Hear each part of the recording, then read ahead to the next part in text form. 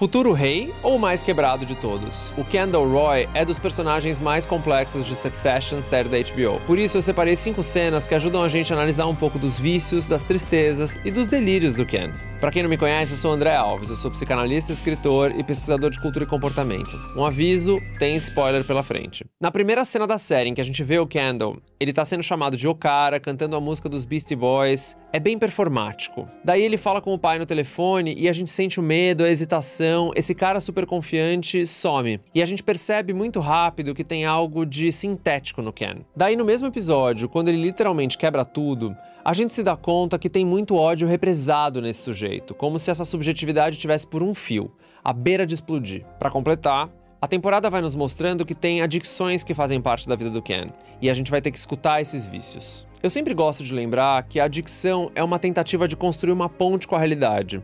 Só que na drogadição, a gente não consegue completar a travessia. O sujeito acaba parado ou empacado no meio da ponte. Ele faz morada nesse lugar. No desenrolar da série, a gente vê que tem vários objetos droga que superpovoam a vida do Ken, como se ele estivesse tentando construir muitas pontes com a realidade. É o primado do objeto. E qual é a maior adicção do Kendall? Os jogos de sucessão. A gente vê ao longo de 4 temporadas como essa corrida custa caro para a subjetividade dele e também como ele tá preso, ele não consegue nem sair dessa corrida e nem sair do lugar. E quem é o grande arquiteto desse jogo?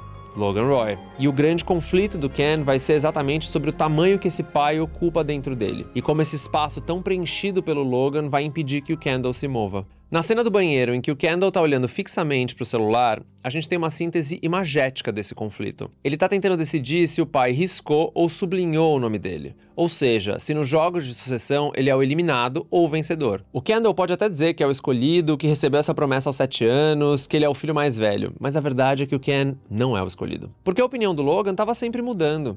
A aprovação, a validação, a afirmação desse pai tava sempre fora de alcance. Tem um desencontro muito radical nesse vínculo.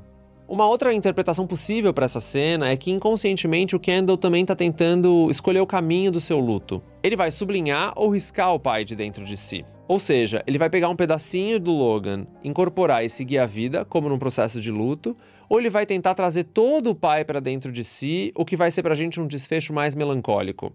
É uma escolha entre ser Kendall ou tentar repetir Logan.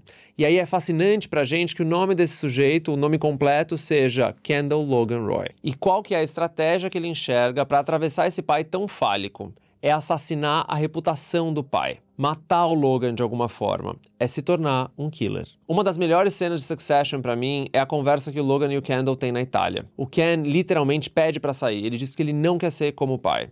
É talvez a maior tentativa de transformação desse sujeito. Mas esse pai não consegue soltar. Ele quer ter o filho por perto. Daí, num jogo muito manipulador, ele lembra da morte do Andrew Dodds na primeira temporada. Ou seja, o jeito de colocar o Kendall de volta no seu lugar é manter o Kendall num lugar de culpa por ser um assassino. Só que na primeira temporada, o Logan é bastante amoroso, faz até uma função de reparação do Kendall. Por quê?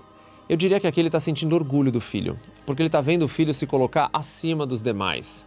Como se o Andrew Dodds, os garçons, as pessoas que servem essa realeza não fossem pessoas de verdade. Como alguém diz sobre esse ocorrido, nenhuma pessoa real foi envolvida nessa morte.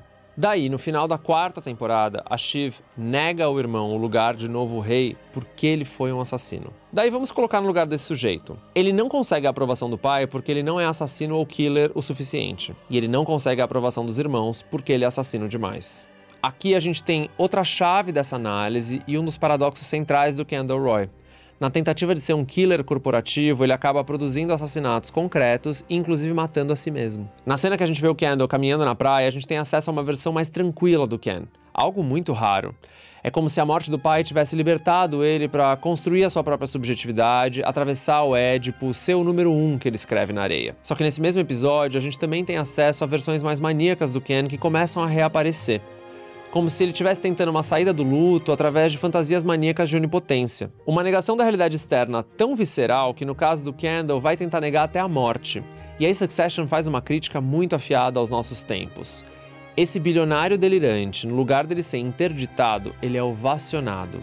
Porque esse delírio que ele está produzindo não é um delírio, é um produto. Living Plus. A gente vê, talvez pela primeira vez em toda a série, o Kendall na 4ª temporada genuinamente alegre, realizado, contente com o que ele acabou de conseguir. Mas nem tudo no Ken é mania.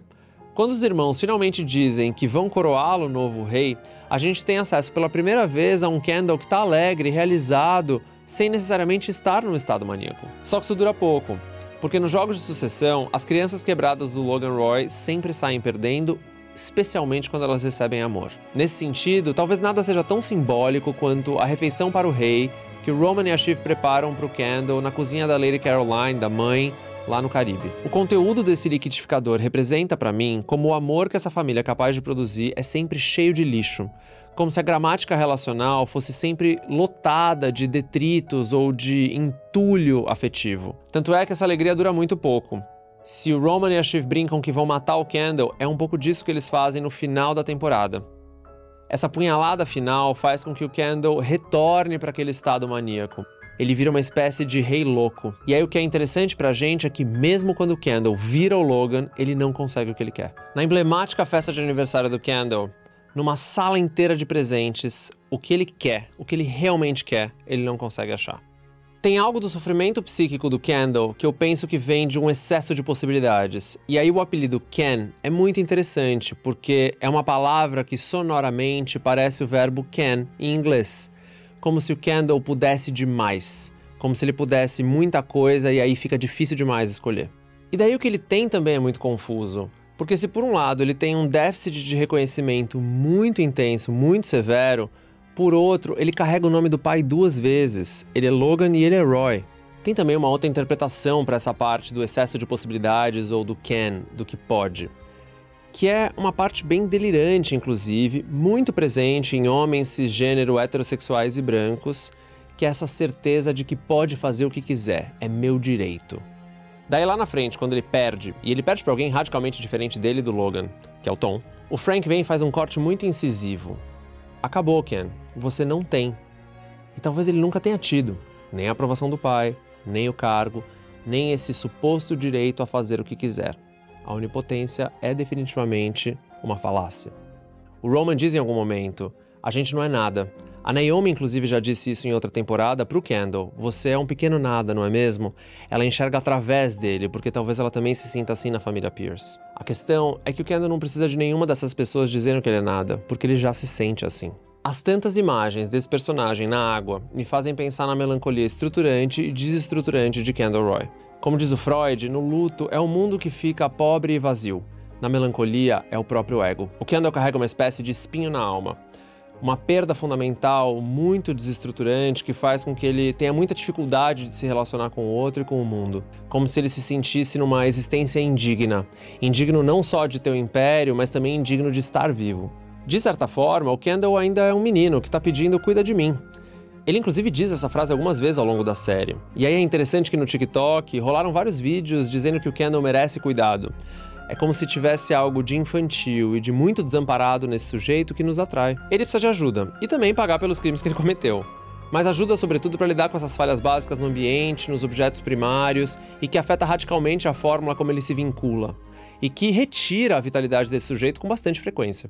É tudo isso que está em cena quando ele diz na morte do Logan, eu te amo, mas eu não posso te perdoar. Todos esses núcleos traumáticos estão expostos no caso do Kendall. A questão é que eles não são nada trabalhados. É por isso que a destrutividade do Kendall é tão grande. Ele pode usar ternos caros, sentar no trono do rei, mas no final das contas ele vai sempre voltar para esse lugar de acabar com tudo, como o Roman diz, porque essa é a coisa favorita do Kendall. Como diz o Christopher Bolas, o objetivo de um breakdown ou de um colapso é apresentar a angústia do sujeito para o outro para que possa haver algum tipo de compreensão transformadora. Se for percebido a tempo, um colapso pode representar um avanço. Mas para isso, o significado único, intransferível daquele colapso precisa ser amplamente trabalhado, precisa ser significado. E aí o potencial libertador de um colapso é finalmente liberado. E daí a gente vê um sujeito em queda livre. Se no final da segunda temporada o Logan de alguma forma pega o Kendall porque instala aqueles painéis de vidro para proteger o filho dele mesmo, no final da quarta temporada a gente não tem mais isso.